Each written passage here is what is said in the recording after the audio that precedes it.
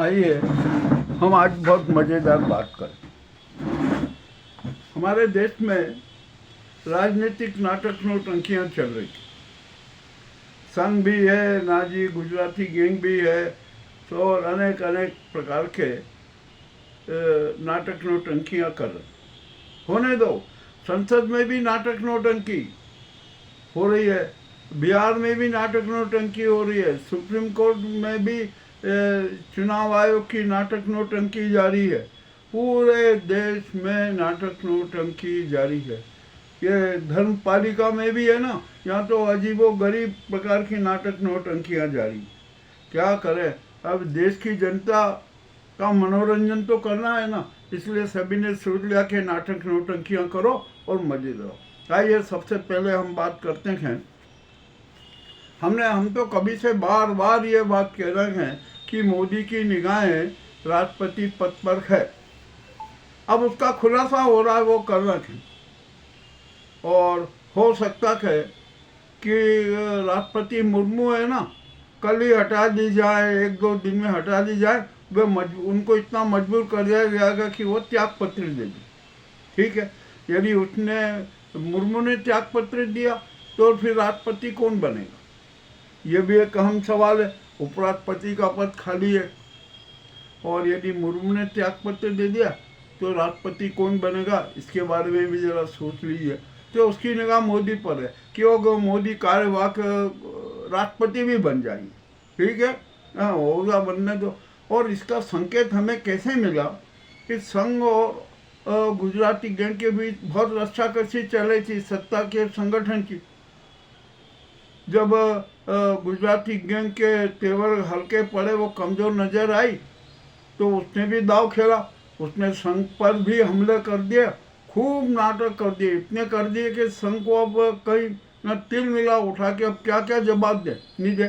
तो संघ ने एक प्रस्ताव रखा, और रखा कि भैया प्रधानमंत्री पद और भाजपा का राष्ट्रीय अध्यक्ष पद हमारे पास रहेगा, और राष्ट्रपति का पद और जो दूसरा ये सीएम का जो पद है वो आप अपने गुजराती गैंग के पास में गए। ये सुझाव, ये प्रस्ताव क्या संकेत देता है, जरा जान लीजिए। ये संकेत देता है कि गुजराती गैंग और नाजी गैंग और संघ के बीच में निरा कुश्ती हो रही थी, जनता को धोखा देने के लिए, भ्रमित करने के लिए। ये भी खुलासा हो गया। अब यहाँ पर हुआ क्या कि गडकरी जी ने तो खुला कर दिया, मोदी जी का संसद में भी अपमान कर दिया। और वो तो मोदी तो इसमें क्या है कि अपमान को भी है ना अपना सम्मान समझते रहिए, जो भी कुछ रहिए। अब वो कंगना और जो है वो स्मृति ईरानी, वो तो मोदी के सारे चरित्र का ही पोस्टमार्टम कर रही है, मगर मोदी जी कह रहे नहीं नहीं, मैं तो विष्णु का 11वां अवतार। उनके चिंटू प्रचार कर रहे हैं। अब मोदी जी बोल रहे हैं कि नहीं, पहले वो बोले थे कि मैं तो नॉन बायोलॉजिकल हूँ, बाद में बोले मैं बायोलॉजिकल हूँ। अब जो भी हो जाए वो हो जाए। अब ऐसा लगता है कि मोदी के शरीर में कौन सा खून है। हम तो यहाँ पर एक बात जानते हैं कि मोदी के शरीर में लाल रंग का खून नहीं है, सिंदूरी खून नहीं है, उनको इसमें तो कोई सफ़ेद खून है। और सफ़ेद खून किसका होता है ये आप जानते हैं, हम तो जानते हैं, हमें कुछ कहने की ज़रूरत नहीं। चलिए, अब ये भी बात खुलासा हो गई।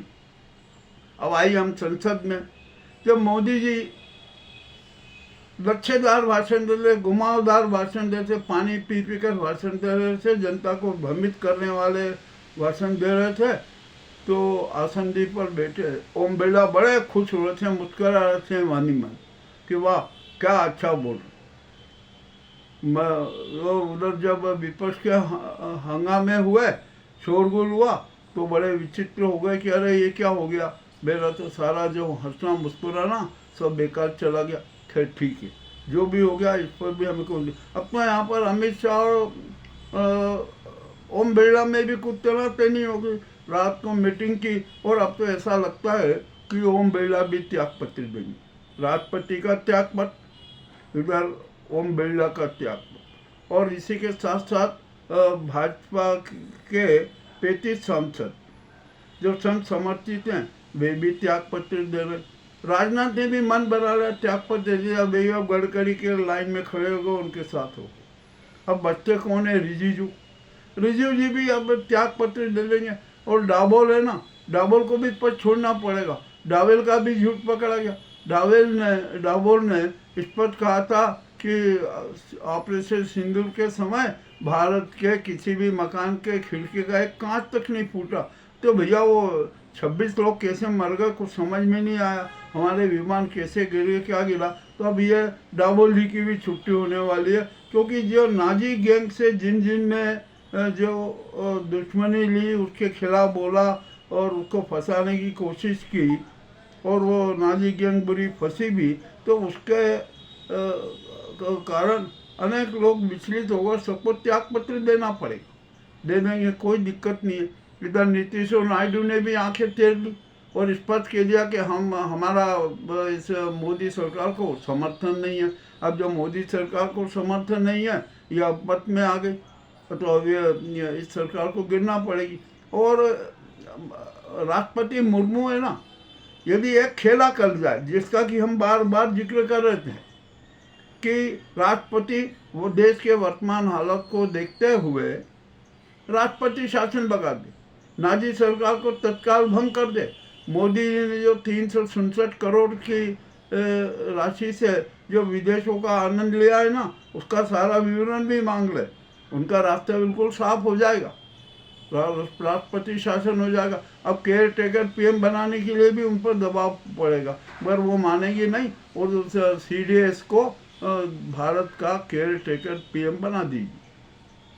और जो CJI गवाई जी है ना, उनको उनका न्यायिक सलाहकार बना दीजिए, सारी समस्या खत्म हो जाएगी। नाजी गैंग मुर्मू जी के पैर पड़ेगी कि अरे हम आपके पैर पड़ते हैं, ऐसा मत कीजिए, ऐसा मत कीजिए, ये भी सब हो जाएगा। अब गडकरी जी हैं, गडकरी जी बड़े दमनता से काम कर रहे हैं और वह इस गुजराती गैंग को तो जमीन में दफनाने के लिए तैयार है, वह उसका अंतिम संस्कार कर देंगे। अब सुब्रमण्यम स्वामी ने तो साफ कह दिया कि मैं तो मोदी और इस नाजी गुजराती गैंग को है ना जमीन में दफना कर ही रहूँगा, ये भी बड़ी घोषणा हो गई। तो क्या सुब्रमण्यम स्वामी भी भाजपा छोड़ देंगे? कितने सारे छोड़ देंगे, सब कुछ हो जाएगा। और बिहार में जो खेला चल रहा है वो भी है। अब सुप्रीम कोर्ट में एक बड़ा नाटक हो रहा है SIR को लेकर। यहाँ पर 65 करोड़ मतदाताओं पर तलवार लटका दी चुनाव आयोग ने, लटका दी। अब सुप्रीम कोर्ट ने जो निर्णय दिया कि नहीं, आधार कार्ड और पूर्व के जो वोटर ID है ना, उनके आधार पर ही सूची बनाई जाए, नई सूची निकला। परंतु जो यहाँ एक जो न्यायाधीश है, कुछ न्यायाधीश, वे इस नाजी गैंग का प्रत्यक्ष अप्रत्यक्ष रूप से पक्ष लेते रहे। न्यायमूर्ति सूर्यकांत जी हैं, उन्होंने जब सुनवाई की तो अब सुनवाई 12-13 अगस्त तक के लिए टाल दी, ठीक है, उनके लिए। और उन्होंने यहाँ तक कह दिया कि यदि चुनाव आयोग ने जो सूची की जो प्रारूप तैयार किया है ना, उसमें मिस्टेक नज़र आई तो उसको हम सुधारेंगे और उसको करने का वो करेंगे। वो तो कोई फाइनल सूची नहीं है, वो तो एक प्रस्तावित प्रारूप है। और उन्होंने तो क्या कह दिया, अरे बड़े आश्चर्य की बात लगी कि आप वो उन लोगों को प्रस्तुत कीजिए कि जिनके नाम सूची में से काट दिए गए, उनको हमारे सामने प्रस्तुत कीजिए। वाह! अरे और जो फर्जी लोग हैं, जो दिवंगत हो चुके हैं, उनके नाम भी प्रारूप में नई मतदाता सूची में शरीक है। तो अब ये बेचारा विपक्ष कहाँ स्वर्ग लोग जाए और स्वर्ग लोग से लाएंगे, अरे भैया चलो चलो, तुम्हारा नाम है ना उसमें लिखा हुआ है मतदाता सूची में, तुम्हें गवाह के रूप में खड़ा होना पड़ेगा। वाह, क्या बात है! अरे ये न्यायपालिका की छवि गिरा। और ये सूर्यकांत जी है ना, अगले CJI बनने वाले, तो ये अभी से अपनी भूमिका तैयार कर रहे हैं कि अरे नाजी गैंग है ना, मैं पक्ष में हूँ और वो मेरा साथ देंगे। ठीक है, देखते हैं क्या होता है। ये नाजी सरकार रहेगी तो ही तो साथ मिलेगा ना, नहीं तो नहीं मिलना है। चलिए, ये भी अब बात खत्म हो गई। अब यहाँ पर हम एक और महत्वपूर्ण बात पे आते हैं कि कॉलेजियम ने जो जजों की नियुक्ति की सूची दी उसको भी इस भाजपा नाजी सरकार ने अटका दी। और वो अटका इसलिए कि जो भी अब न्यायाधीश बने ना, वे न्यायाधीशों में भी एक बड़ा वो हो गया कि नहीं नहीं, अब तो निष्पक्षता से न्याय करना पड़ेगा। तो इन्होंने एक नई साजिश रची कि आप ये जो न्यायाधीशों की सूची आई है ना, इसको स्वीकृति मत दो, टाल दो, पड़ी रहने दो, नहीं होगा तो अपन देखेंगे और अपनी पसंद के सारे न्यायाधीश बिठा देंगे जो अपने हिसाब से काम करेंगे। मगर आपकी जब सरकार रहेगी तो ही आप काम करोगे ना। चलिए ठीक है, जो ये मज़ेदार बातें हमने आपको सब बताई ना, ये सब सच है। हम बहुत लंबे समय से बातें करते आए हैं, अब ये बातें सच हो रही है और होगी। और यहाँ पर समाज पालिका का तो आपने स्वरूप देख ही लिया कि वो तो इस नाजी गैंग के और कारपोरेट जगत के और धन कुबेरों के जूतों की पालिश अपनी जुबान से कर रहे हैं। उनको तो सत्य दिखता ही नहीं है, उनको कुछ भी नज़र नहीं आता है। जो भी हो रहा है ठीक है, वो करते हैं और क्या झूठ बोलते हैं। अब संसद में मोदी जी ने 102 मिनट का भाषण दिया, वो भी लच्छेदार घुमा फिरा के कि जिसका कि समय लंबा खिंच जाए, परंतु उनके भाषण ने निरस्तर कोई दम नहीं रहा।